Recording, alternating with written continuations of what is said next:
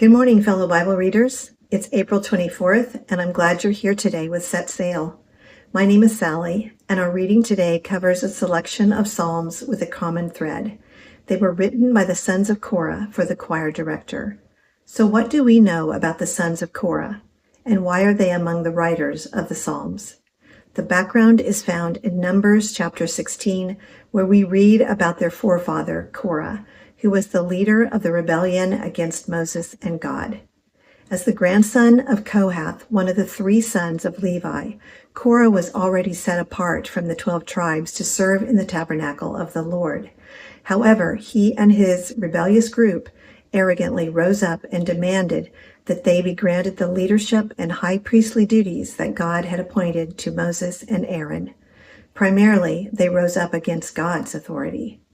God's judgment against this overt pride was swift and terrifying. The Most High God caused the ground beneath Korah and the leaders of the rebellion to open up and swallow them. Then fire came out from the Lord and consumed the remaining 250 men engaged in this defiance toward God.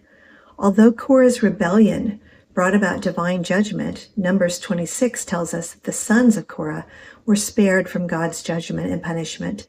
His family line was not entirely cut off, which demonstrates God's grace and redemption.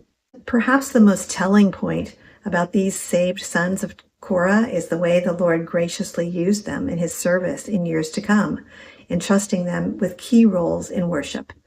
Hundreds of years after Korah's rebellion, his descendants were doing the very work Korah had turned up his nose at. They were transporting vessels, looking after furnishings and implements, and guarding the gates of the sanctuary. The work didn't change. The attitude of those doing the work changed. It's an attitude that shows up in their praises as well. 11 of the 150 psalms preserved for us are attributed to the sons of Korah, and in those psalms we catch a glimpse of what made these men different than their ancestor. They chose to humbly fulfill the role God had reserved for them with honor and devotion.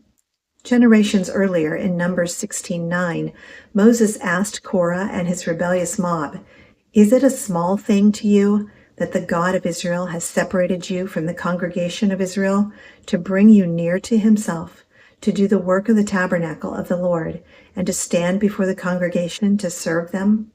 In his pride, Korah didn't seem to realize what a blessing God had already given him, but the sons of Korah did. It's a sentiment threaded into the fabric of their psalms. We see their heart so clearly in Psalm 84:10. "For a day in your courts is better than 1,000 outside. I would rather be a doorkeeper in the house of my God than dwell in the tents of wickedness." Psalm 48:9. "We have thought, O God, of your loving kindness in the midst of your temple." Psalm 84:2.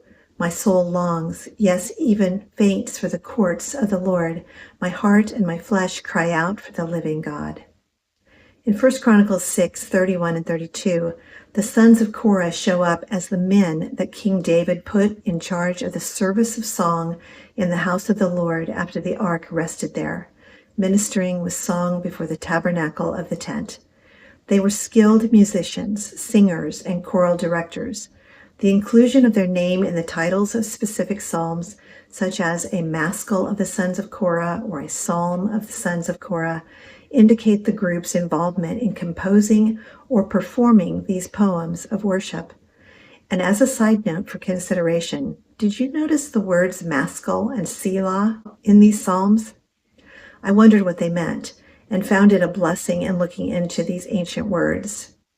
I discovered that the exact meaning of these words are unknown, but many biblical scholars believe that Maskil, which is seen in several of the titles, is meant to be meditative in nature, imparting instruction or wisdom, and that Selah, found in strategic places in the body of many of the Psalms, is a kind of musical notation, probably to pause, in order to give thought, emphasis, or contemplation. When we see these words in our reading of the Psalms, it can remind us to be more intentional to meditate on God's message to us. The Psalms of the sons of Korah convey deep humility and longing for God's presence, and recognition of our human struggle alongside hope and trust in a sovereign God. They display reverence, high praise, devotion, and recognition of God's mercy, love, and justice, and an anticipation of his deliverance. Generations later, here we are, reading these words and singing these praises. For the sons of Korah, being near God, being in his service, was everything. What Korah took for granted, his descendants treasured. The sons of Korah remind me that God's redemptive plan extends far beyond individual failures. As we read their psalms, we too are among the worshipers who point to salvation and reconciliation with God as we put our trust and our faith in his Son, the resurrected Christ. Surely our life mission is no different than what the sons of Korah expressed in Psalm 45:17. I will make your name to be remembered in all generations.